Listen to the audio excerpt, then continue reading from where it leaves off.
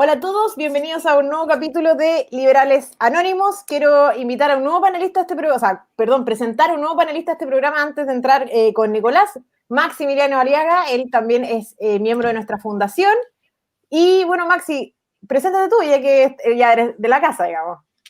Ya, bueno, yo soy miembro de la fundación, yo creo que aproximadamente hace como 3 meses, he aparecido esporádicamente en uno que otro programa, y así que hoy día yo quise estar en este porque me interesa mucho el tema de que se va a hablar también, me interesa mucho el tema de Hayek Labs, me gusta mucho el trabajo que están haciendo, comparto mucho sus opiniones, entonces para mí hoy día es algo que me entusiasma mucho, así que eso.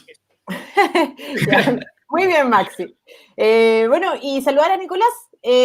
Nicolás Riquelme, él es abogado, tiene un MBA en finanzas de la Universidad de Navarra y también es cofundador de Hayek Labs, que es una fundación que se dedica a, bueno, ya nos va a contar un ratito más Nicolás, pero fundamentalmente a la propuesta de políticas públicas con una perspectiva hayekiana, ¿o no? Sí, hayekiana, sí, que falta mucho.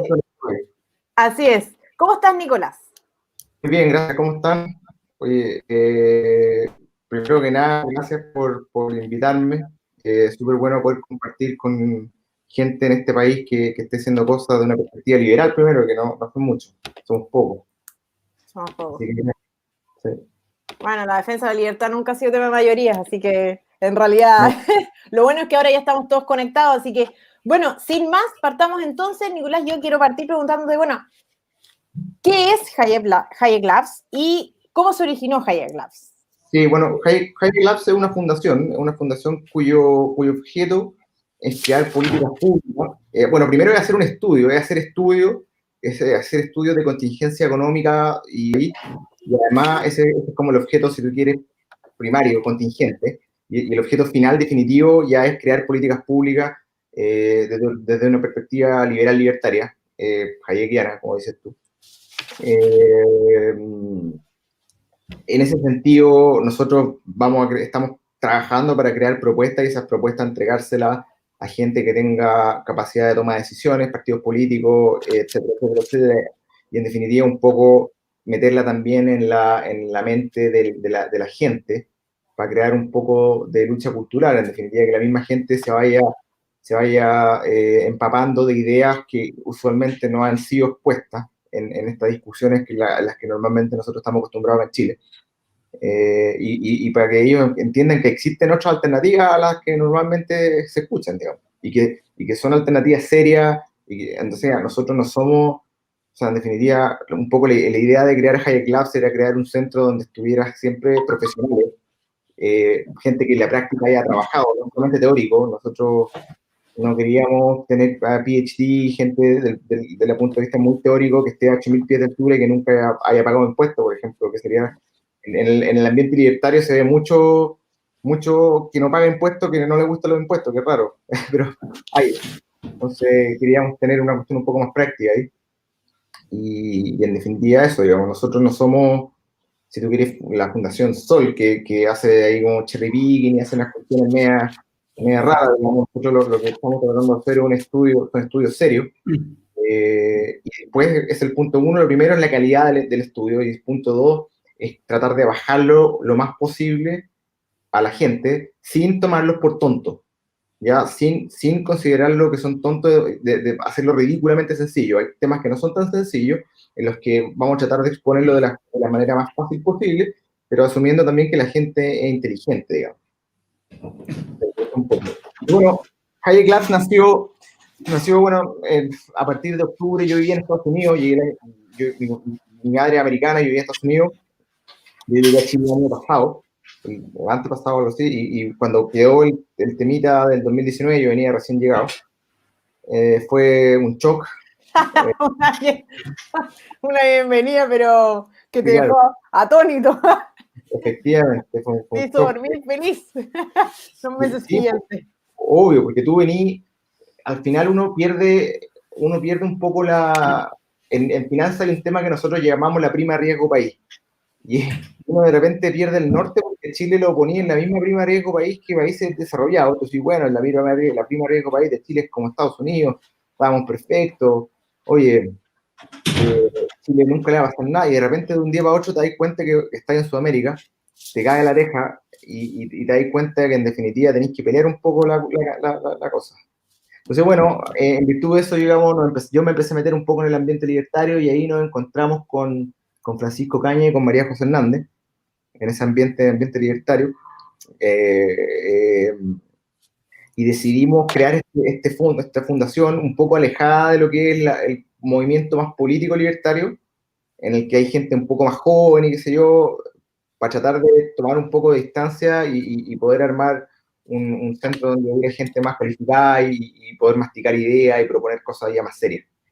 Y así un poco nació, y empezamos a traer colaboradores y gente. Hoy día tenemos un equipo más o menos grande, hoy día como 10, de todos los espectros educacionales, médicos. Bueno, la María José es enfermera y está haciendo un PhD en economía, Pancho es son ingenieros civiles, hay como 3 o 4 ingenieros civiles, un par de empresarios. O sea, tenemos gente que esté más o menos bien calificada y de un espectro grande de profesión, con diferentes expertise, gente que tiene un poco más de expertise en educación, otra en salud, yo particularmente en economía y finanzas. Y ahí hemos estado dando la lucha cultural en hartos lados, nos hemos encontrado con la María Vaz en algunos lugares, en algunas peleas ahí en algunos grupos, porque somos pocos, así que nos encontramos siempre.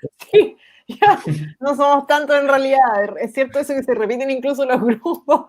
De repente hay varios grupos y se repiten. Así que sí, pues. Sí, porque Nicolás, más bien no Nicolás, sino que Hayek Labs también forma parte de la red de la nueva derecha, o la derecha bastarda. Estuvo a favor de ponerle derecha bastardo también. Nos censuraron al final, pero claro, también forma parte de la red de centros de estudio, así que ha sido súper grato a través de esa red, de hecho, conocer a varios de los grupos, varios de los directores ya los hemos entrevistado. Estuvo Robert de Alma, también estuvo Osvaldo de Voz Nacional, y ahora teníamos que sin duda entrevistar a Nicolás, que ha sido un gran aporte a través de Hayek Labs, y también precisamente porque uno ve la seriedad del trabajo que están haciendo. O sea, tienen objetivos bastante claros, y ahí me quiero meter ahora. No sé si Maxi, antes de pasar al tema de los objetivos, quisiera preguntarle algo, Nicolás. No, mira, lo que pasa es que estaba leyendo en la página, Nico, que tienen un espacio de co-creación. ¿Eso significa que están captando gente todavía o están captando opiniones? ¿A qué más o menos se refieren con eso? Bueno, ambas cosas. A ver, captamos gente, ¿ah? Usualmente tenemos procesos de entrevista, o nos llega gente que quiere colaborar. Hay de todo, o sea, nos llega gente que quiere colaborar de la nada, y bueno, lo agradecemos. Obviamente nosotros por el momento estamos siendo súper específicos de dónde y quién estamos pidiendo talento, si tú quieres, para poder desarrollar determinada idea. Y al mismo tiempo el concepto de Labs, el nombre, que se le ocurrió un poco el nombre Labs se le ocurrió un poco a Pancho, y tiene por objeto Labs. No sé si ustedes lo han escuchado en el mundo de la innovación y la fintech. Y sí. Hayek Labs, no Hayek Labs. Pero claro. Sí. El concepto de Lab se le aplica mucho al semillero de ideas y a estos venture capital y ese tipo de cuestiones, que lo que buscan es acelerar ideas. Entonces nosotros, nuestro objetivo también es ese. Nosotros ya prontamente vamos a lanzar una iniciativa que tiene por objeto eso, captar ideas de la gente, porque uno nunca sabe dónde pueden venir ideas innovadoras. Puede que hay una idea súper interesante que venga, si tú querés, de un cabro universitario, y acelerarla. En definitiva, meterle ya algo más técnico, ¿ya? Entonces, por ahí va también el lado Lab, y esa misma idea, una vez que florezca, ya se la vamos a ir presentando a los diferentes grupos de poder y de influencia, para ver si es que llega a algún lado, que es lo que estamos tratando de hacer con toda la idea, ¿no? Buenísimo. Sí, sobre todo, o sea, lo complejo que es, a ver, ¿cómo lo voy a decir para que no suene mal? Pero los centros de estudio, que son en el fondo como nuevos centros de estudio, una de las grandes complejidades que tienen es efectivamente poner las ideas donde se toman las decisiones, porque, sí. ¿Qué piensas tú? Tenemos que llegar a las personas, a los ciudadanos, y que los ciudadanos en definitiva sean aquellos que presionen a las autoridades, o más bien tenemos que hacerlo a través de la llegada a distintos políticos, partidos, etcétera. ¿Qué piensas tú? O simultáneo, porque no creo que podamos hacer la pega bien simultáneamente en ambos en ambos caminos, en ambas áreas, ¿cierto? Yo tengo una opinión al respecto, ¿qué opinas tú? Mira, justamente esa pregunta la estuvimos discutiendo ayer. No me acuerdo con quién estábamos hablando ayer o antes de ayer, pero estábamos hablando y discutimos esa misma pregunta. Y yo creo que hoy día, y sobre todo en Chile, los políticos en Chile hoy día han demostrado que tienen una incapacidad total ideológica. O sea, son gente que, en definitiva, es como dicen los gringos, un blank canvas. Es como una hoja en blanco, ¿cachai? Donde no tienen nada, ellos no son nada, y en definitiva son cualquier cosa que lo que el electorado quiere que ellos sean. Como Lavín. O sea, Lavín. Oye, ni siquiera el electorado, Twitter, porque y no Claro. todo el electorado está en Twitter. Sí, efectivamente, tenéis gente que un año puede ser socialdemócrata, al día siguiente leninista, stalinista, hitleriano, no tenéis ni idea para dónde cresta va el gallo porque él no tiene ni una definición propia, es una plasticina humana. Entonces, efectivamente, en razón de eso, nosotros creemos que, o yo personalmente creo, que la verdad que uno tiene que tratar de influir en la gente que toma decisiones a través del propio electorado. Primero, ¿ya? Y una vez que tú logras influir en el propio electorado, ya es más fácil después influir directamente en la gente a través de un mecanismo de falacia lógica, porque al final y al cabo toda la gente toma decisiones en base a sesgo, y el sesgo de la falacia de autoritas surge rápido cuando en definitiva tenés una masa vocal que te apoya, que es lo que le pasa a la Fundación Sol. Si tú quieres, Fundación Sol tiene 150.000 seguidores, pero que son gente que no tiene idea de nada, pero claro, meten bulla, entonces probablemente la Fundación Sol pueda tener gente que influya no sé, en la Pamela Giles o esta gente de este sector, a través de ese mismo poder popular, digamos, que le da como un halo crea narrativa. claro, le da un halo de lo que en verdad lo que están diciendo tiene razón, pero es como una cosa un efecto, si tú quieres, como autogenerante, así, porque ellos tienen razón porque la gente les da razón y la gente les da razón porque ellos tienen razón, entonces va como creciendo la cuestión. Y no solo eso, o sea, también como centros de estudio alternativos, por así decirlo, tampoco es tan fácil el acceso a los políticos. O sea, los políticos tienen sus centros de estudio predilectos y la verdad es que difícilmente, yo he visto varias propuestas que han sido, se han promovido por otros centros de estudio y que han tratado de, en el fondo, tener algún impacto, y la verdad es que, claro, se pierden en el camino, porque llegar al político, la verdad es que hay varios diques antes, digamos, para que el político tome tu propuesta. Y sin embargo, el otro camino para nosotros está bastante liberado, porque la verdad es que en la derecha organizaciones como las nuestras no son tan masivas, o sea, perdón, no existen tantas, digamos, no somos tantos. O sea, a pesar de que nos hemos visto más en el último tiempo, la verdad es que no somos muchos, digamos. Entonces, también no es que no tenemos otro camino. Eso es lo que te quiero decir, Nicolás. Es como, no existe, la verdad, otro camino que en realidad hacer que nuestras ideas sean populares y que la misma ciudadanía exija de los políticos actuar de una medida u otra. O sea, yo soy de la idea, yo soy medio pesimistón, no soy el de los tres de High Lab de Victoria, y tal vez soy el menos optimista, los otros almas mucho más brillantes que yo, pero yo tal vez la finanza llevo mucho tiempo acá, pero yo veo que esta pelea la estamos dando para los nietos y no para ni para mí ni para mi hijo. O sea, honestamente, yo creo que Chile hoy día perdió la senda del crecimiento y no tiene vuelta hasta los próximos 50 años, y eso es lo que estamos haciendo ahora. Hoy día estamos plantando la semilla que va a dar fruto en 50 años, que es lo que hizo el Partido Comunista. El Partido Comunista 50 años atrás plantó la semilla, esta es la semilla, si tú quieres, de la insurrección y toda esta cuestión de la deconstrucción, y hoy día está sacando los frutos. Es lo mismo, tú tenés que ser paciente y entender el proceso en el que está, que la vida es cíclica, y ya, digamos. Entonces yo no pretendo que nosotros, por ejemplo, vamos a sacar una propuesta de pensiones. Luego, esta semana, se la vamos, de hecho, parte de esta red se la vamos a presentar a ustedes, yo creo que la otra semana.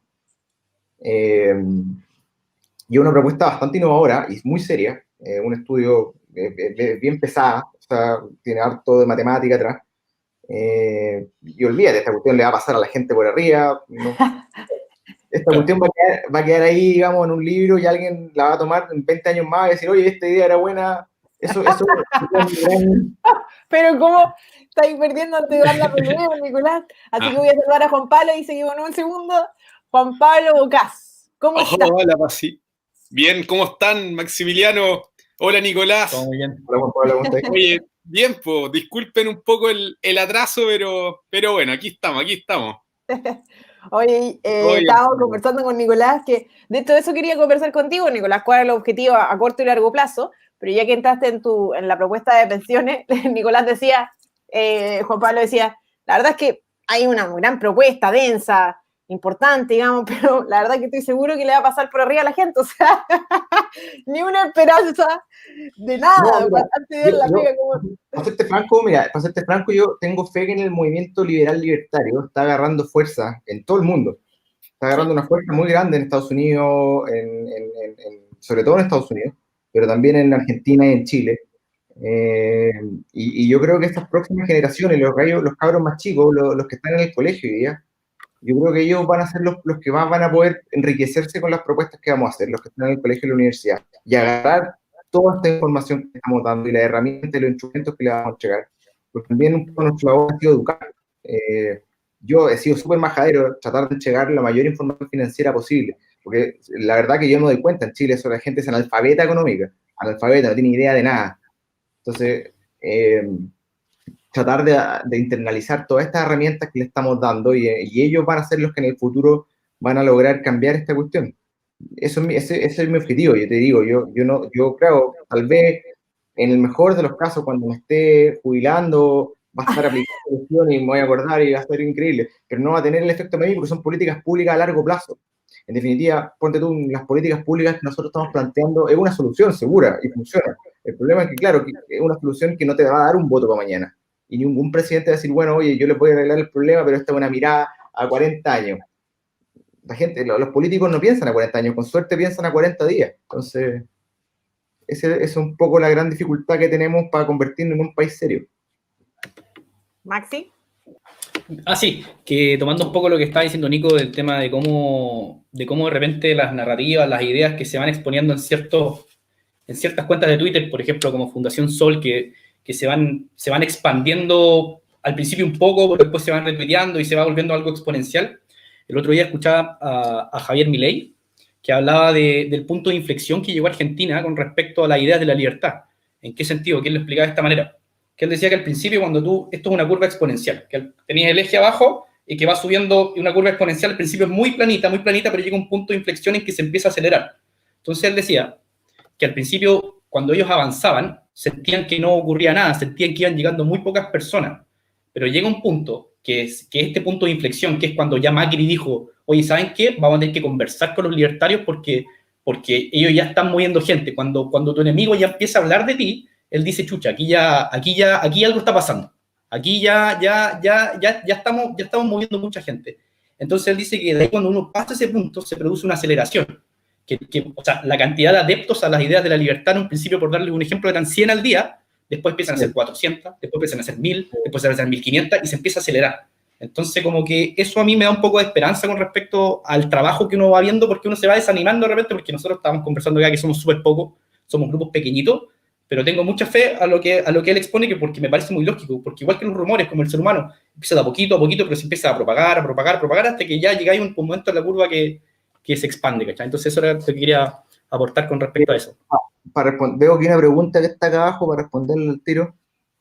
La propuesta que habla Nicolás la subirá en la página de Hayek Labs, dice, mira, esta propuesta va a estar en dos formatos, va a estar en un formato pesadón, que es como un paper ya, que es el que le vamos a mandar a la María Paz, con gráfico, una cuestión media densa, y ese yo creo que va a estar en la página web, y va a tener después una versión un poco más didáctica y facilita, que va a estar en nuestro formato propio de Instagram, que usamos Instagram siempre, que unas 10 slides o qué sé yo, resumiendo todo.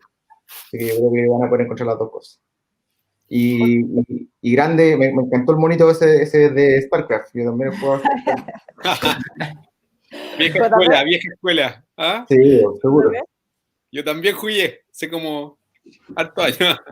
No, te estaba diciendo que dale, si es que querías hacer una pregunta o sigo en el fondo. No, oye, yo, llegué atrasado, así que mucho derecho a comentar no tengo, pero por lo que veo, Hayek Labs ha hecho ahí un buen trabajo y lo que están haciendo me parece súper bueno.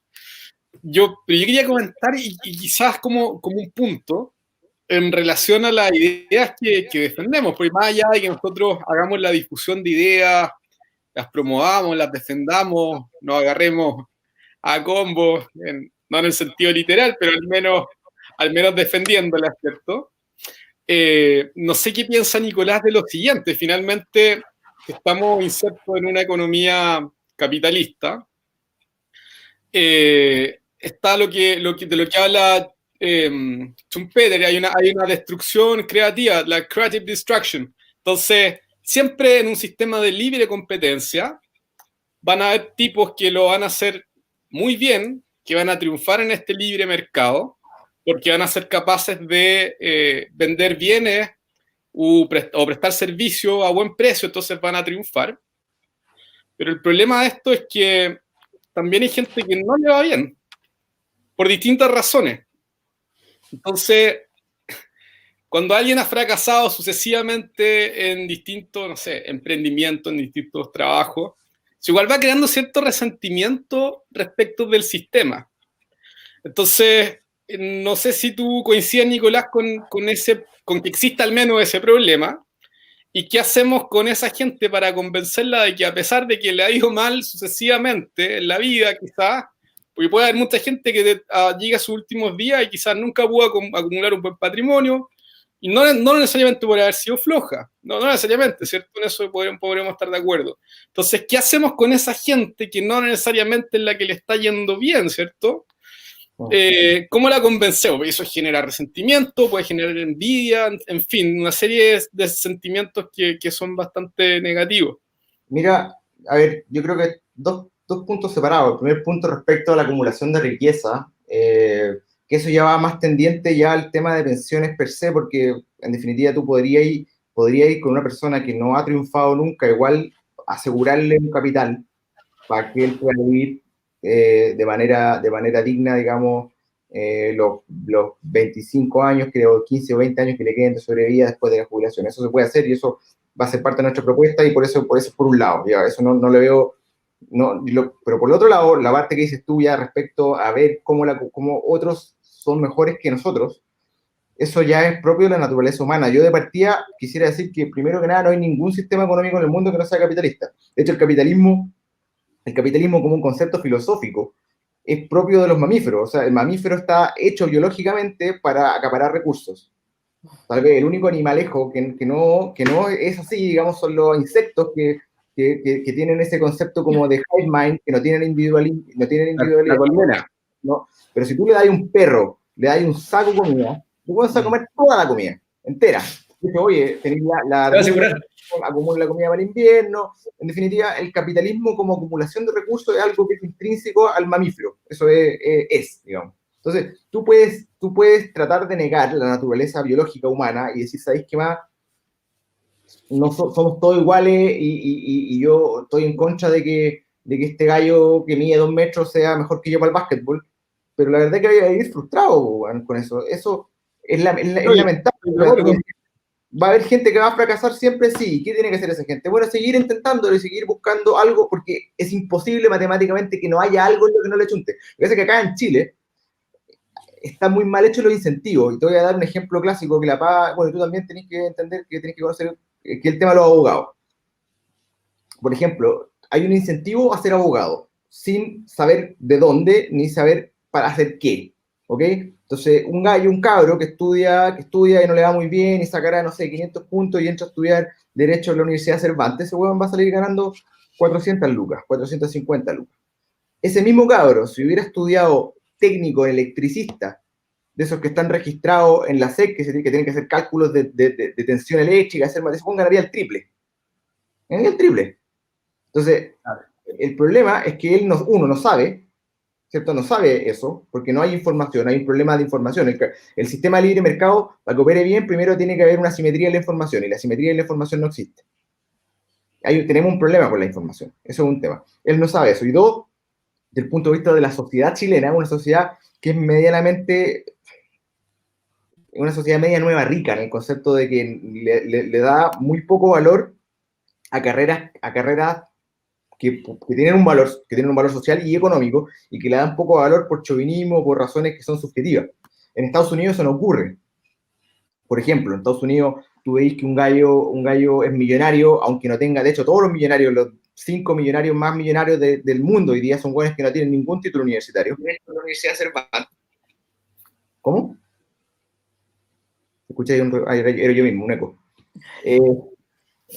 Claro, son gallos que no tienen ningún título universitario. Entonces, bueno, en definitiva, yo le diría a la gente que, claro, que por ahí está el tema, ellos tienen que encontrar, la gente tiene que encontrar algo, digamos. Y ese algo lo que tienen que encontrar no necesariamente va a ser tan obvio, ¿ya? Lo que pasa es que también estamos acostumbrados a tratar a la gente de una manera súper paternalista, ¿cierto? Le decía, oye, bueno, usted es demasiado tonto para entender qué es lo que tiene que estudiar, entonces nosotros le vamos a proteger, y nosotros le vamos a decir qué es lo que tiene que estudiar, nosotros le vamos a decir qué es lo que tiene que hacer. La gente lo que normalmente debería hacer es intentar algo, le va mal, puta, lo siento, te dolió, te paráis de nuevo, lo intentáis varias veces. O sea, yo no conozco ningún emprendedor que el weón haya sido millonario a la primera, ninguno. O tiene que haber alguno, pero no, yo no conozco. Yo tengo amigos, claro, que hoy día, en mi máster de amigos europeos, los weones hoy día son millonarios después de haber quebrado 9 empresas. O sea, la décima les funcionó, pero quebraron 9 antes, pues, bueno, y los que estuvieron viviendo 15 o 20 años con ingresos mucho menores que los míos, tratando de que algo les funcionara, hasta que finalmente les funcionó. ¿Y cómo lo lograron? Bueno, lo lograron porque ellos tienen algo que es grit, que le dicen en Estados Unidos. En español, el grit es como cojones, weón. Tienen la capacidad de pararse, de reinventarse. Por eso el emprendimiento, para el que no entienda, la palabra emprendimiento, empresa, es un sinónimo de riesgo. ¿Cachai? Riesgo, mentira. Claro. Entonces, si no tenéis la capacidad de tomar riesgo y reinventarte, entonces no estáis preparados para vivir en el mundo, lo siento. Entonces, Juan Pablo, para responder, me di la vuelta larga, pero para responder la pregunta, ¿cómo le hacemos entender a la gente? Puta, le tenéis que hacer entender a la gente que el mundo no es feliz, que el mundo no es bueno, que en el mundo las cosas no siempre van a ser como ellos quieren que sean y que lo único que tienen que seguir es seguir intentándolo. Claro. No, muy cortito, excelente tu respuesta, Nicolás, y yo coincido en lo que tú dices.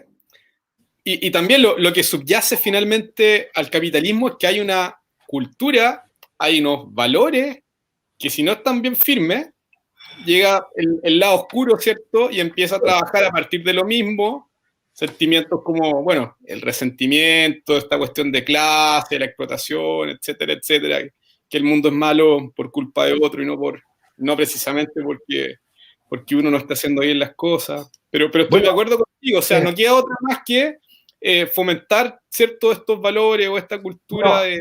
Los liberales, y creo que ustedes van a estar de acuerdo, pero la gran gracia del liberalismo hoy día es que está poniendo el foco en el individuo y no en el colectivo. Entonces, si tú querés ver, los colectivistas lo que hacen es echarle la culpa a todo a otros.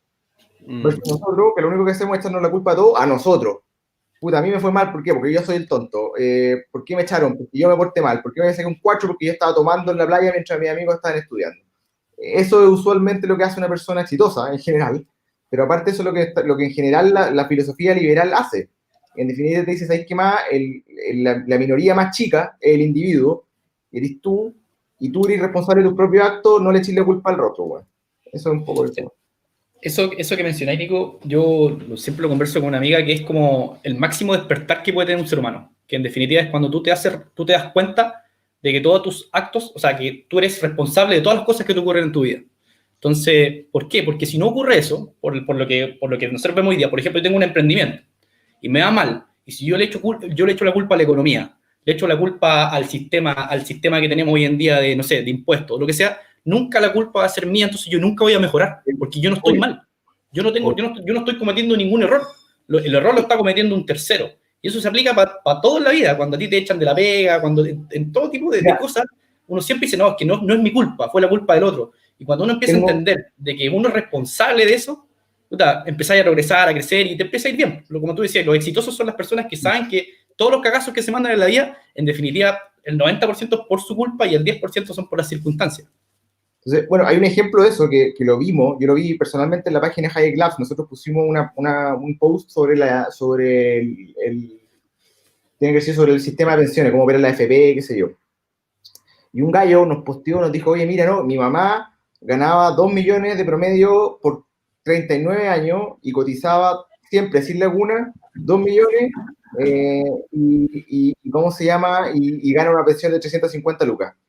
Y le dije, bueno, matemáticamente eso es imposible. Porque le dije, sí. O sea, En definitiva, hay tres pilares, que es como la cotización, el periodo y la rentabilidad. Como era el pasado, la rentabilidad ya la sabíamos, entonces entonces solamente puede ser que o haya cotizado menos de lo que ella dice que cotizó o haya tenido laguna. Digo, no, es que el sistema, es que... Entonces, ¿cómo vamos a mejorar el sistema? Le digo, pero compadre, ¿cómo vas a mejorar el sistema si no te das cuenta que para mejorar el sistema tienes que saber qué es lo que falló? Y para saber qué es lo que falló tienes que estar dispuesto a aceptar la realidad, weón. O sea, si no eres capaz de aceptar la realidad, ¿cómo vamos nosotros a poder mejorar un sistema? ¿Cachai o no? La gente prefiere tapar los oídos y los ojos y no ver la verdad y en verdad echarle la culpa al resto. La mayoría de estos gallos, por tanto, que hoy día se quejan que no tienen buenas pensiones, es el mismo que cuando era joven dijo, oye, ¿sabéis qué? Jefe, impúngame por menos de lo que me paga. En vez de las 600 lucas, impúngame por 300 lucas, 400 lucas. Y claro, bueno, 200 lucas bueno, se llevó para adentro de Net Present Value en un principio, pero se la gastó en copete o lo que sea, o en tele, y el resto, chao, digamos, se lo perdió. Entonces, a mí él no es capaz de llegar a los 70 y decir, oh, sabéis que en verdad no debería haber hecho eso, ¿cachai? No es capaz de hacer eso, porque no está preparado para eso, nadie le dio los instrumentos, la sociedad no le dijo que eso es lo que tenía que hacer. Hoy día, todo lo que está hecho, los medios, el enfoque cultural, incluso las películas, todo está hecho en el sentido de que todo no es culpa tuya, nada es culpa tuya, todo es culpa del resto, güey. Nunca, no hay cero accountability. Hay un libro súper bueno, a los que se lo quieran leer, que se llama Extreme Accountability, que lo escribió un Navy SEAL, que lo que hace, weón, en definitiva te dice cómo la gente exitosa llega a ser exitoso. Y en definitiva es por lo mismo, porque se echa la culpa de todo de manera excesiva, digamos. Claro. Oye, Nicolás, y bueno, ya que estábamos hablando del tema pensiones, me gustaría saber, a juicio de la fundación a la que tú representas, de la que eres cofundador, ¿cuáles son en el fondo las temáticas más importantes? Y me imagino yo que esas temáticas que ustedes identifican como más importantes o problemas más importantes son efectivamente aquellas respecto a las cuales ustedes van a hacer propuestas de política pública. Una de ellas, sin duda, obviamente, es pensiones, porque tú ya nos contaste. ¿Y cuáles son las otras temáticas? A ver, en tema de política pública, la gran trifecta es educación, salud y pensiones, ¿cierto? Esos son como los tres grandes pilares que siempre hay que atacar. Nos estamos enfocando primero en pensiones, en ese sentido, porque tal vez donde había mayor expertise, partido por una cuestión oportunista, yo tenía mucha más expertise ahí y por ahí partimos, ¿no? Pero vamos a atacar los otros también después. Sí, Felipe, así se llama el libro, muy bien. Me lo puso aquí en los comentarios, estoy respondiendo. Entonces, bueno, la propuesta de pensiones que nosotros queremos atacar va a atacar obviamente los tres problemas que le había mencionado, que era el monto de cotización, el tiempo de cotización y obviamente el otro es ya la capitalización individual, ¿cierto? Y nosotros sabemos que si tú cotizas 10% y subes a 15%, obviamente el monto a llegar a fin de periodo es el doble, el 50% más, perdón. Sí. Si además a eso tú le sumas una subida de 60, o sea, de las mujeres 60 o de los hombres 65 a 70 años, por ejemplo, ese efecto, claro, ese delta de los 65 a los 70, más el aumento en la cotización, te lleva al doble el monto cotizado al periodo.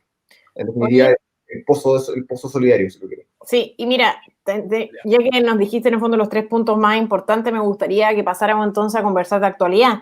Y qué mejor vincular esa propuesta de reforma que ustedes tienen con no solamente el segundo retiro, obviamente que ya se está llevando a efecto, sino que, ¿qué te parece a ti la propuesta de tercer retiro? Porque efectivamente ahí existe, sin duda, tú te referiste a la capitalización individual, ¿cierto? Y aquí, con este tercer retiro que es propuesto por el jefe de gabinete de Pamela Giles. Ad honorem, ojo, ¿ah? Ad honorem. Claro, los que están casados saben que la relación marido-mujer nunca es ad honorem, compadre. Eso es... Mira, y bueno, que va en el sentido completamente opuesto, digamos, porque esa variable, bueno, ¿qué opinas en realidad? Porque obviamente, sin duda, esa variable afecta el modelo que ustedes plantean de reforma, no tengo duda de eso. Sí, bueno, afecta a mi modelo y afecta a todos los modelos. ¿Sí? Oye, está claro que Pamela Giles lo que quiere es destruir el sistema de pensiones. Eso está clarísimo. O sea, me llama la atención que alguien que usualmente es inteligente, a veces, no me gusta el tipo de inteligencia que tiene, pero Matamala escribió una columna en CNN diciendo que Milton Friedman le iba a decir hijos míos a los que están de acuerdo con el retiro, como diciendo que este retiro al 10% era una oda al capitalismo, y el compadre se fumó un güiro gigante, porque lo que están haciendo es la mejor manera de destruir el sistema de capitalización individual, lo que está haciendo hoy día la Pamela Giles. La Pamela Giles es hoy día, ella sola, probablemente el riesgo más grande que existe para el sistema económico político chileno. Corta, digamos. Es ella, probablemente porque ella, si vieron Batman, el caballero de Dark Knight, es más o menos la misma cuestión. Ella es como un perro que no tiene un plan, lo único que hace es busca anarquía, busca destruir, busca generar ruido, porque lo que quiere ella es salir en la tele. O sea, lo que busca es tele, y por lo tanto ella lo que va a hacer nunca va a ser una cuestión lógica. Va a un Joker. ¿Ah?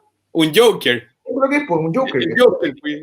Lo que está buscando ella es meterle una llave al motor para romper el motor, y lo está logrando. O sea, Bueno, y o nadie sea, lo es una dijo. persona muy inteligente, pero está orientada al mal. Eso es el tema, porque yo considero que todo su equipo lo está haciendo muy bien. Lo está haciendo muy bien, se han manejado súper bien. En las encuestas presidenciales esta galla va, pero espectacular. O sea la fórmula... Yo estoy metido ahí en varios chats y con gente más vieja, y la gente más vieja dice, no, pero esta mujer es una loca, es una tonta, y la verdad que están muy equivocados. Yo no la encuentro ni loca ni tonta, compadre. Yo encuentro que hoy día ella es el personaje más, el Robespierre chileno. Perversamente inteligente, weón. El Robespierre chileno, y sabe muy bien lo que está haciendo. Yo creo que lo que está haciendo igual no le va a resultar. Igual que Robespierre, yo creo que va a tener el mismo destino que Robespierre. Después de Termidor, van a terminar todos ahí colgaditos en la misma plaza. Sí, eso es lo que usualmente le ha pasado a toda esta gente, que me encanta el dicho de Juan Pablo, siembra vientos y cosecharás tempestades, que es lo que le ha pasado a todas estas personas. Es cosa de ver a Boric en su momento, ¿verdad? Y ya le pasará a Giles.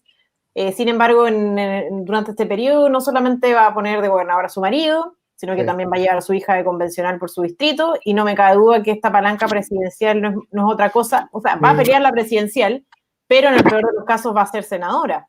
Entonces, Naruto ya no lo vamos a ver corriendo por la Cámara de Diputados, sino que lo vamos a ver por la única Cámara que se ha salvado, entre comillas, de lo ridículo que es tener este circo, porque en eso es lo que va a transformar el Senado, si es que tenemos Senado, porque tal vez en la futura Constitución va a ser un órgano unicameral. Claro, y ahí, la constituyente. Claro. Sí, mira, lo que sí me parece es que el retiro del 10% ha logrado que la gente entienda que la plata existe, que la plata está, que no es una estafa piramidal, y que, ¿cómo se llama? Y que aparte crece, porque yo me he tocado escuchar a gente que dice, voy a pedir el retiro del 10%, y se mete un día, y pasa 3 semanas, y la plata creció, y creció por magia, güey. ¿Cómo creció? Esta cuestión es mágica, y no es mágica, es el mercado. La AFP hoy día tiene mejor rentabilidad que el 90% de los fondos mutuos que existen. Entonces... O sea, mucha gente que sacó el primer retiro ya lo recuperó. Al segundo ya lo tiene, ya es como que no hubiese sacado nada. Recuperó el 10%. No sé si tanto, pero puede ser. Sí, da la cifra. A mí en el A me pasó. Me metí a la cuenta y digo, ¿cómo? Está...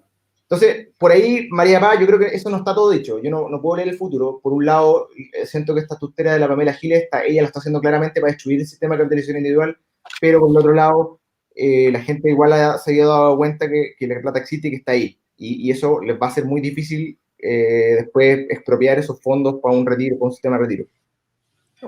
Ahora, esta pregunta que yo la estoy mirando, que dice, ¿cómo se diferencia de los otros centros de estudio de derecha? Bueno, la principal diferencia es que yo te diría que de todas las propuestas que hemos visto, es la única propuesta que no es keynesiana y que no se basa en gastar la plata de otra gente para sustentar un sistema de pensiones.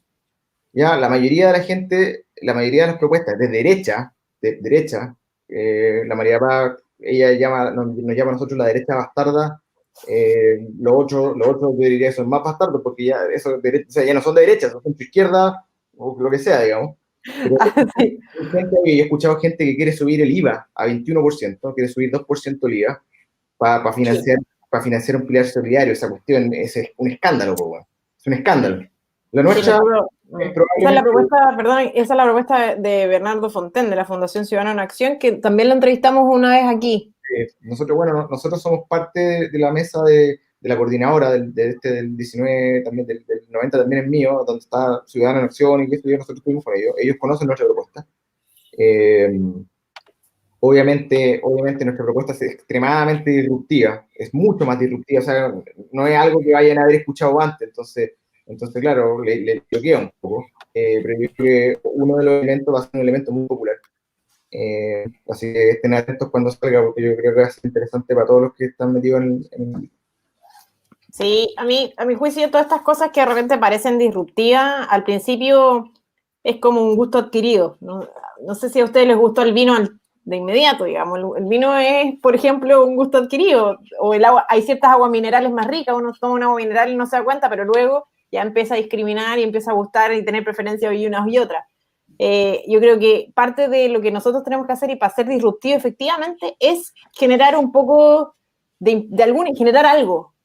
Da lo mismo si es bueno o malo, pero generar algo. Y el concepto, por ejemplo, el de derecho a adaptar tiene eso. Hay gente que se enoja cuando nosotros ocupamos ese concepto, que no es mío, por lo demás, es del canal de Cerveza y Libertad. Así que le aprovecho de mandar un saludo a los chicos. Pero este concepto, claro, hay unos que se enojan un poco, pero genera ruido y a la gente lo recuerda, digamos. Así que... Sí, yo nunca veo a los libertarios, autolibertarios, yo nunca lo he visto muy de derecha, para serte franco. Yo siempre los veo más al frente. No me gusta mirar ese concepto de...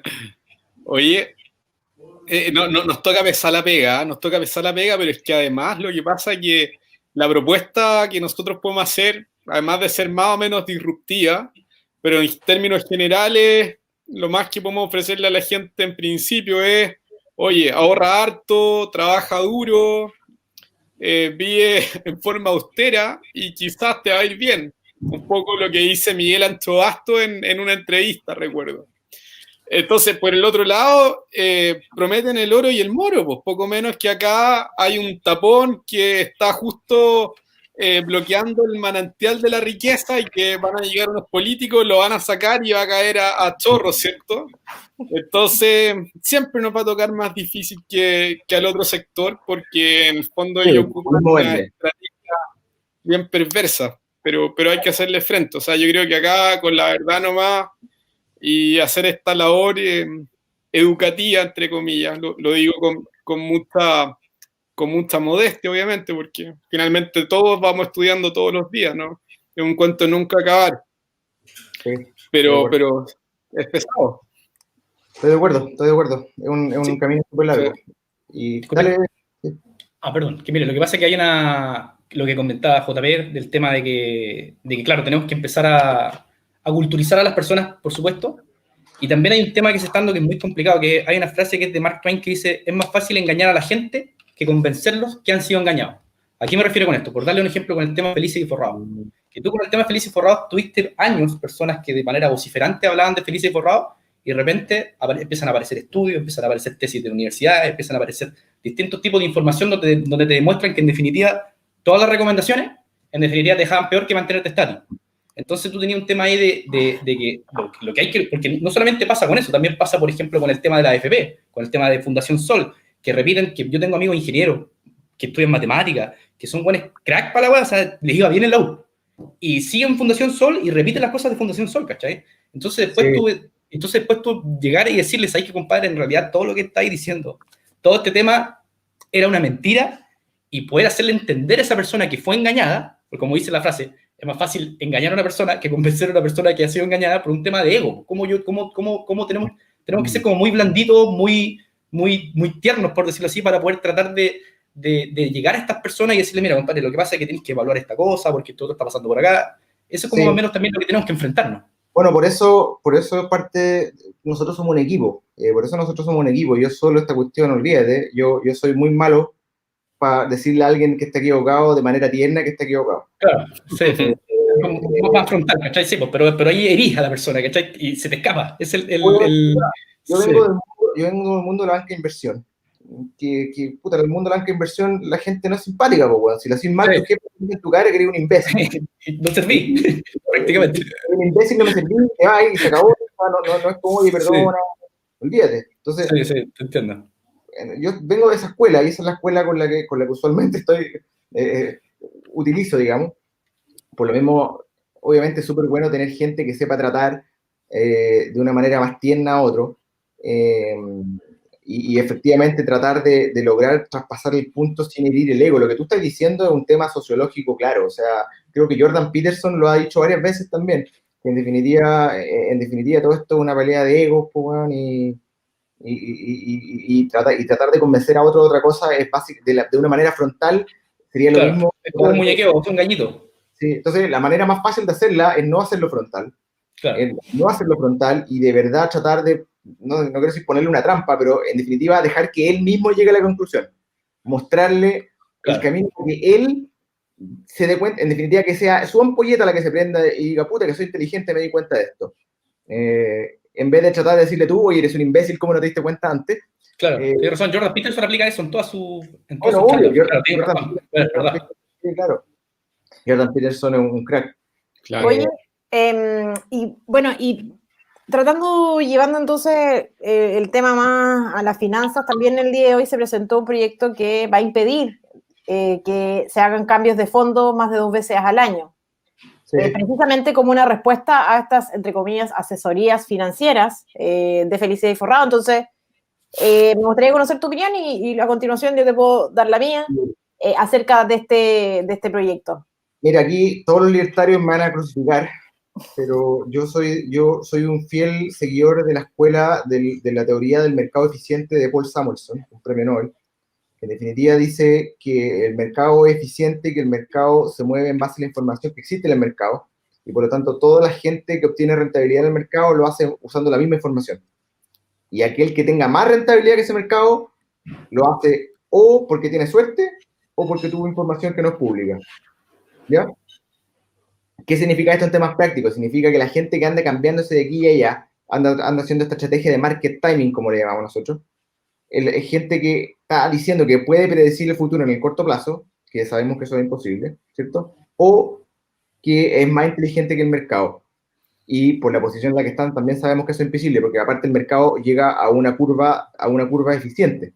¿Cachai? El mercado siempre llega a un retorno eficiente, eso significa la teoría. Entonces siempre va a estar entre un rango de 6 y 7%, y los que estén con más retorno, pero con el mismo riesgo, es gente que tuvo mucha suerte, usualmente.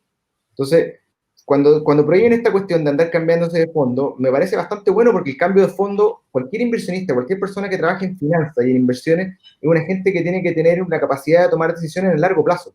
Yo no puedo predecir el futuro, ¿ya? Yo no puedo decir, oye, ¿sabe qué? Mañana, yo no puedo haber dicho en 1990, sabe que el año 2025 el cobre va a estar a 500, a $4 o a $5. No puedo haberlo dicho, ¿ya? Lo que sí puedo haber dicho, oye, bueno, el 2000 yo puedo haber dicho, ¿sabéis que yo creo que vas tirando para el 2020, 2030, van a exigir más auto eléctrico, van a estar más restrictiva la gente con las combustiones, y por lo tanto, como se va a exigir más auto eléctrico, se va a requerir más cobre, y por lo tanto probablemente el precio del cobre va a subir. Eso yo lo puedo decir como una tendencia a largo plazo. Pero yo no puedo decir mañana va a llover, o oye, puta, justo mañana un chino va a hacer una orden de chorrocientos mil toneladas de cobre y por lo tanto el precio se va a disparar. O el dólar o algo va a pasar y el dólar va a bajar. Eso no existe. Eso no existe, eso no se puede, es matemáticamente comprobado. Warren Buffett se caga de la risa, lo dice a cada rato. Warren Buffett, los que no lo conocen, es probablemente el inversionista más exitoso de la historia de la humanidad. El oráculo de Omaha. Claro, el gallo, ese sí le gana al mercado, pero ese le gana al mercado porque el mercado lo sigue a él. Entonces, puta, la weá es fácil. Claro. Entonces lo que hace Felice Forrado, yo creo que, y disculpen aquí, yo creo que lo que más aparenta es una estrategia de front running. Para los que no entiendan lo que es el front running, es una estrategia ilícita en la que lo que hace el asesor es tomar una posición enfrente del cliente. Por eso se llama front run, como que corre al frente. Entonces le dice al cliente, oye, compra dólares, pero el weón sabe que si le dice al cliente que compra dólares, entonces el dólar va a subir. Y por lo tanto, el weón, antes él compró dólares para su portafolio. Entonces, una vez que el cliente compró los dólares, el weón vende los dólares y se hizo la ganada. Pero el cliente no se hizo la ganada porque el cliente usualmente las órdenes se van ejecutando en un proceso y por lo tanto el cliente termina siempre siendo como en el long tail. ¿Cachai? Entonces, eso es lo que probablemente, yo no quiero decir que se lo quisieron, pero hay el mercado, nosotros, la gente que nos dedicamos a eso, tenemos una sospecha menos clara de que eso es lo que debería estar probablemente ocurriendo con... Dime. Digo, en definitiva, para entender bien lo que estoy planteando, es que este cabro generó un rebaño de muchas personas que las va moviendo para allá y para acá. Entonces, él puede influenciar sobre el mercado, porque él cuando prende su semaforito en su página, hace que todas las personas, por ejemplo, se pasen de renta fija a renta variable, o sea, perdón, de renta variable a renta fija, por darte un ejemplo. Entonces, tienen que vender dólares, tienen que vender las acciones, entonces empiezan a entrar dólares al país. Y eso genera movimiento de divisa, por decirlo de alguna manera. O sea, eso produce estos cambios. Y este cabrón lo que hace es que compra dólares porque sabe que va a subir, porque todo el rebaño lo va a seguir. Compra dólares, el dólar sube y ahí vende. Eso es más o menos la jugada. Eso sería la versión burda de la jugada que está haciendo, sí. Ya, perfecto. El plan se aplica para todo, no solamente se aplica con dólares, se aplica con acciones, qué sé yo. Si le interesa el tema, justo esta semana, yo creo que mañana, el jueves o el viernes, High Class va a ser el próximo release que vamos a hacer en Instagram va a ser de eso. Va a ser de Porque también el otro tema es que la gente no entiende que las inversiones están ligadas al riesgo, ¿cachai? La gente, si yo le digo a la señora Juanita, yo le ofrezco una rentabilidad de 25%, la señora Juanita no se va a plantear, oiga, pero ¿cuál es el valor, el value at risk o el VAR que tiene esta inversión de este gallo? No se va a plantear esa weá, me va a decir, oye, 25%, más que 5%, lo tomo, ¿cachai? Pero no hizo la intelección que para sacar el 5% arriesgaba con Cueva 5% de mi capital versus con el otro que arriesgo 200% de mi capital, porque me endeudé.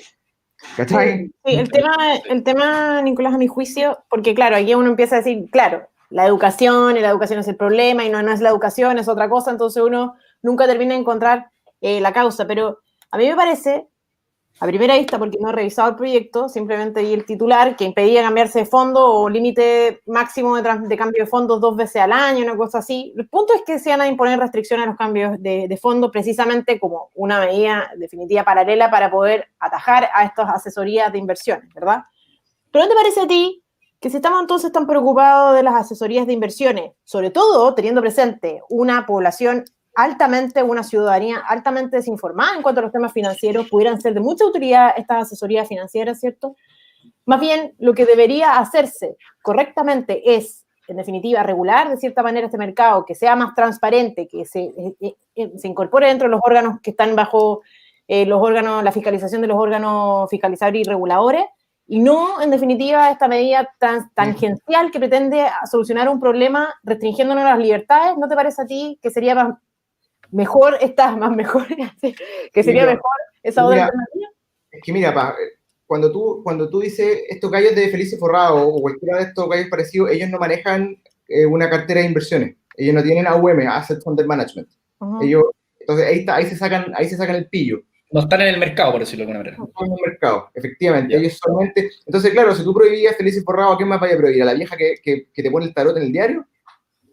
Porque esa vieja también te puede tomar decisiones de inversión, pues la vieja te dice, oiga, mañana el Acuario está en la luna de Júpiter y por lo tanto, no sé qué cresta, compre acciones. Claro. También prohibía a la vieja. Bueno, yo soy de la idea de la libertad. La libertad dice que si la gente es tonta, que le haga caso a los hueones y problema de ellos.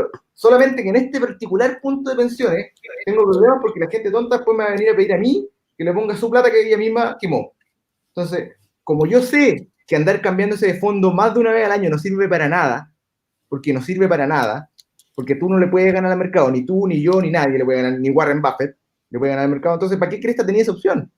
De hecho, para serte franco, yo soy de la idea de que tenemos que eliminar los multifondos, dejar todo en el fondo C y que sea la administradora de fondos de pensión, porque ellos son los técnicos, ellos son los que realmente saben hacer, a través de la matriz de Markowitz, hacerse un fondito mutuo balanceado, como el fondo C antes. El fondo C desde el 80 hasta el 2002 era el fondo que tenía más rentabilidad. Tenía 8% de rentabilidad en esa época, UF más 8. Entonces, la verdad que tú podías hacer eso, podías hacer que ellos tengan este fondo balanceado y que la gente no tenga la capacidad de decisión, porque al final igual no sirve de nada esa capacidad de decisión. Sirve para nosotros, los jóvenes, si sabes que puta, ya soy joven, voy a tener todo el fondo A porque somos bastante educados, pero somos el 1% de la población. Entonces, vaya a tener una libertad que beneficia al 1% de la población y que perjudica al 99% de la población. Y aparte, libertad, paz, estaría en cambiarte una vez al año, pero cambiarte 2 veces al año te estáis cagando sola.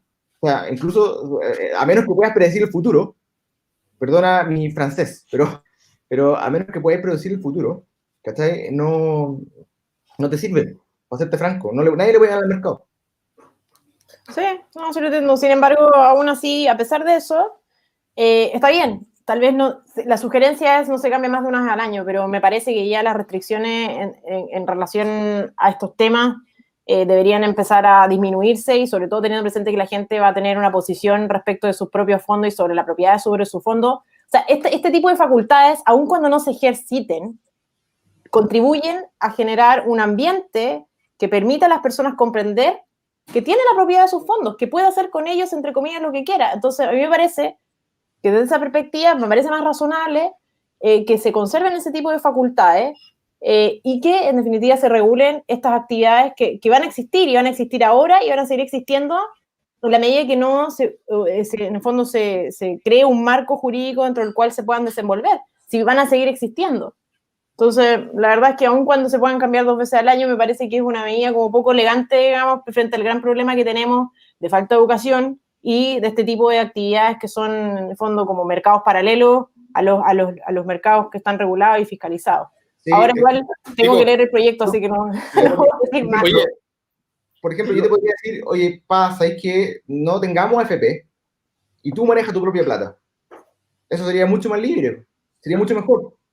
Yo encuentro, lo que sí, yo sé que todos los sistemas de capitalización individual en el mundo tienen un carácter obligatorio, pero teniendo presente en la actualidad, a mí me parece que tal vez sería incluso razonable pensar pasar a un sistema de capitalización voluntaria. Sí, ¿Por pero qué no? a mí me encanta pensar así, pero eso me pondría al nivel de los comunistas que viven como en un mundo como dogmático ideal. Y ese mundo dogmático ideal yo lo tengo, pero lo tengo en mi foro interno, ¿no? Sí. Yo no voy a vivir Se pensando... pegó. ¿Aló? ¿Aló? Sí, te estás escuchando, sí. Ah, entonces Juan Pablo nomás el que se pegó, ¿no? ¿Sí te pegaste tú, JP? Sí, dale nomás. Sí, no, pues, la verdad que eso, pues, yo creo que... Es que esa es que en la medida que, yo soy tengo una teoría, en la medida que tenemos un Estado más activo y más paternalista y que toma más decisiones y que impone más restricciones, menos responsables las personas se hacen de sus decisiones. Por ejemplo, un caso es la pandemia. La gente, ¿qué pasa? Tú le pones un horario, un día dentro de los cuales puede salir, horarios, con quién o cuántas personas se puede reunir, ¿cierto? Y la gente cree que porque en realidad se levanta la cuarentena, digamos, la gente sale y cree que ya no existe peligro. ¿Y qué pasa? La gente ya no tiene el mismo cuidado de no usar mascarilla, la gente no mantiene la distancia social, va a todos los centros comerciales o se sube a las micros completamente llenas, no toma los resguardos, etcétera, etcétera, etcétera. ¿Por qué? Porque las personas creen que mientras no haya cuarentena no hay peligro. Y cuando hay cuarentena, entonces sí hay peligro. En realidad, lo que uno debería hacer es otorgar la mayor libertad posible, porque mayor libertad significa también una mayor responsabilidad de manera espontánea que va a tener las personas. Entonces, tal vez una solución sería efectivamente que esta fuera voluntaria y que las personas se dieran cuenta que el Estado ya no va a estar en eso, digamos, y que no tenemos otra alternativa que hacernos cargo nosotros mismos de ese problema. Sí, sería impresionante, sería increíble, pero el problema es que hay gente que no quiere eso, y no solo que no quiere eso, sino que además después me va a venir a pegar a mí, porque realmente, como te digo yo, el individuo es nuestra postura prima, y el primer individuo soy yo, y no quiero pagarle a la señora Juanita que se compró una tele con el 10%, para después yo tener que recomponerle ese 10%, digamos. Sí, sí, yo entiendo lo que dices, que también es una disyuntiva que siempre planteamos acá, o sea, el ideal, lo que nosotros consideramos como, y la gestión de realidad, que muchas veces es gestionar realidades. El anarcocapitalismo es súper lindo en el papel, no me gusta mucho en la práctica, no lo veo muy posible, e incluso las pequeñas cosas como tú decís, que no haya banco central, que ese tipo de cuestiones, ahí se empieza a complicar la vista de la realidad.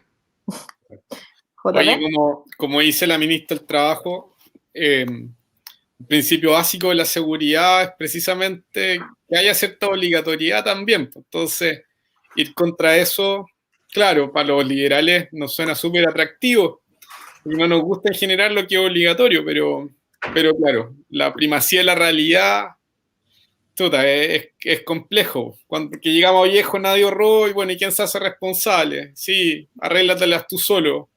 Pero claro, el tipo está con las patas a la rastra. Les pregunto lo siguiente, pero en el contexto en el que estamos hoy en día, ¿no? Con un riesgo latente y real, efectivo, que puede pasar, digamos, de que se nacionalicen todos estos fondos. Pero ¿por qué hacer tan efectivo eso? Es que no estoy de acuerdo con que sea tan latente el peligro. ¿No? Yo sí lo creo, porque cuando tú tienes que más de la mitad del país ya no tiene ningún peso en los fondos de capitalización individual, más de la mitad de los afiliados no tiene ni un peso, porque hasta el segundo retiro un 37, un 40% de las personas iban a quedar sin ni un peso después del segundo retiro. Cuando tú ya tenías un tercer retiro, o sea, ya tenías un 40% de la población que ya no tiene plata ahí y por lo tanto ya no tiene ningún incentivo a que la propiedad sobre esos fondos permanezca. Y por lo tanto, esas personas van a pasar a estar en la posición de que por favor se haga solidaridad con esa plata que no es mía. Pero es que no tiene por qué ser con los fondos. O sea, está bien, quizás estoy siendo un poco ingenuo, pero yo pienso que, o sea, en la mayoría de los países donde hay un sistema solidario, la solidaridad funciona en base a los impuestos y a lo que los contribuyentes aportan. O sea, no necesariamente la vía es expropiar el fondo y financiar. Puede ser, yo no tengo la bolita de cristal, puede pasar cualquier cosa. La pregunta que yo quiero hacer abierta, digamos, es decir, ¿no creen ustedes que teniendo presente este riesgo, suponiendo que el riesgo existe, ya, para no entrar a discutir si es que existe o no existe este riesgo, si entendemos que este riesgo existe, de que se nacionalicen los fondos, ¿no creen ustedes que en realidad la gran salida debería ser entonces que ya en el fondo la capitalización individual deje de ser algo obligatorio, deje de ser algo impositivo por parte del Estado, deje de ser algo en lo que el Estado tenga alguna influencia y pase a ser plenamente voluntario, de manera tal de fondo poder separar un poco las aguas y que ya entonces, si quieren hacer solidaridad, que se haga íntegramente con... ¿Tú cachai lo que es la ventana de Overton, o no? No. La ventana de Overton es un mecanismo psicológico que se usa para implantar una idea en la mente de las personas. De hecho, literalmente eso es lo que usan los marxistas desde los últimos 20 años para llegar, léetelo porque te vaya a asustar, pero realmente es como han logrado hacer un inception de ideas hoy día. Bueno, yo creo un poco que hay que usar ese mismo mecanismo de la ventana de Overton para en un futuro largo, lejano, tal vez mis bisnietos, o decir, ¿sabe qué más? De ahora en adelante usted se hace cargo de esta cuestión, pero para eso primero tenéis que haber logrado implantar en la gente la capacidad de hacerse responsable de sí mismo y darse cuenta que son adultos y que son responsables de sus decisiones. Entonces, eso es lo primero. Entonces, para llegar a esto, tenemos que ir por partes. Entonces, tú no podís partir, en definitiva, en la primera cita no podís irte directo al dormitorio, ¿cachai? Tenés que ir despacito, o sea, bueno, podís, mal ejemplo, whatever. Entiendo. Tú podís, la idea sería hacer un movimiento transitorio, decir, mira, puta, nosotros creemos que tiene que haber libertad, que la gente tiene que hacerse cargo de sus propias decisiones, pero vamos a partir ayudándolo como cuando tú le pones ruedita a la bicicleta de tu hijo.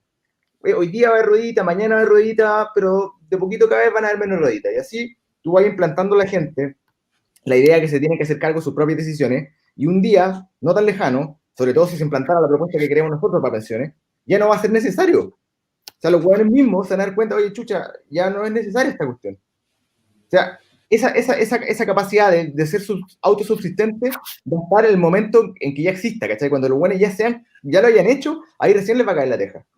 Antes es muy difícil, antes de decirle a alguien, oye, yo sé que tú no eres capaz, pero nada por ti solo. Porque bueno, no va a querer porque no tiene ni una ganancia al respecto. Para él es todo downside, no tiene ni un upside, no hay ni un incentivo que lo haga. Claro. Maxi o JP, ¿alguno quiere hacer la última pregunta, Nicolás, antes de cerrar el programa? Maxi. Sí. No será. No será muy larga la pregunta. O sea, y así extender. No, dale no, Maxi. Sí. ¿Perdón, me escuchan? ¿Ah? Que le estoy respondiendo aquí a David. Tengo problemas, así que denle usted. Tengo problemas de internet, así que denle no. ¿Segura? Sí. El boicot de Lorenzini. Oye, bueno, Nicolás, o sea, no sé si JP quiere preguntarle algo, si no cerramos. Espérate, yo quiero responder, ¿le puedo responder a David? Sí, por supuesto. No, David, mira, no va a ser un sistema con con un énfasis muy fuerte en lo solidario, va a ser todo lo contrario, va a ser un sistema con un énfasis tremendamente fuerte en la capitalización individual, solo que de una forma que tú nunca has visto antes. Va a tener un pequeño pilar solidario, pero más chico que el que tiene hoy día. Y en definitiva, nosotros hicimos una matemática para disminuir los gastos del Estado en esta cuestión. O sea, nosotros no queremos gastarnos la plata que no tenemos. Entonces, en definitiva, hay cero deuda. Es un sistema cero deuda y autosustentable, con un énfasis fuerte en la capitalización individual. Suena bien, Buenísimo. así que, bueno, ya vamos a invitar entonces más adelante a Nicolás a que hable tal vez de la propuesta de Hayek Labs, que sin duda Sí, estaría va bueno, a causar estaría bueno noticia. entender bien eso.